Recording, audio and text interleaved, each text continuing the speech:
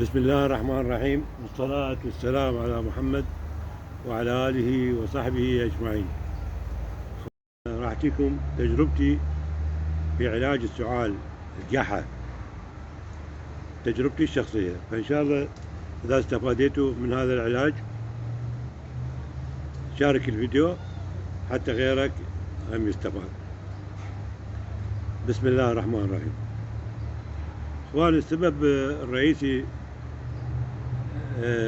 للقحة السعال المفاجئ هو شنو؟ لو تشرب مي بارد، لو الغبار يدخل عن طريق الفم،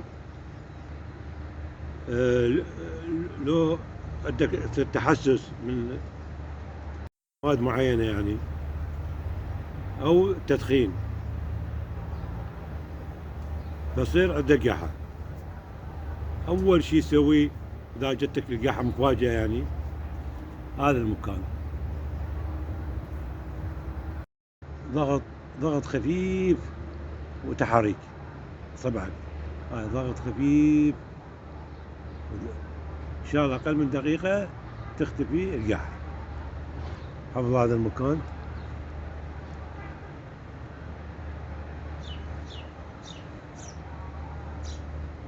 هذا أولا.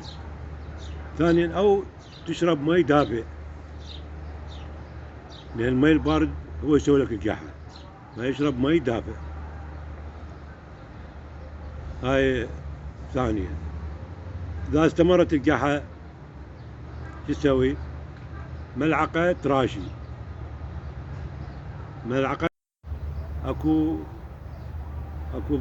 بعض الدول العربية ما يعرفون شنو الراشي. يعني الراشي هو عصارة السمسم يعصروه وطلعوا من عنده راشي، يعني يستخرج من السمسم، احنا بالعراق نسميه راشي. فهو هذا تاخذ لك ملعقة.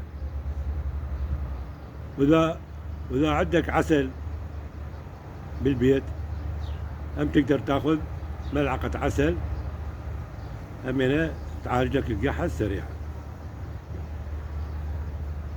بس إذا استمرت القحة وصارت قوية، يعني تعرفون إذا خاصة بالشتاء وبالبرد القحة تصير كلش قوية، لازم يعني تراجع الطبيب، ضروري، يعني ضروري تراجع الطبيب حتى تعالج القحة مالتك. لأن من أعراضها يعني تسوي لك التهاب بالقفص الصدري،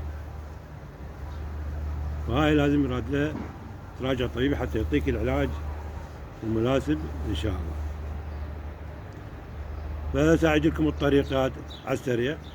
أول شيء إذا جتك القحة المفاجئة، هذا من هنا دقيقة إن شاء الله، ضغط خفيف، وتحرك الإصبع مالك، ضغط خفيف وتحرك الإصبع مالك.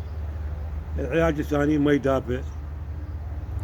العلاج الثالث الراشي، ملعقة كبيرة مال الراشي تاخذها إن شاء الله تعالج القحة. وإذا مثل ما قلت لكم إذا عندك عسل بالبيت تاخذ ملعقة عسل. وإذا استمرت القحة ضروري تراجع الطبيب. الحمد لله رب العالمين.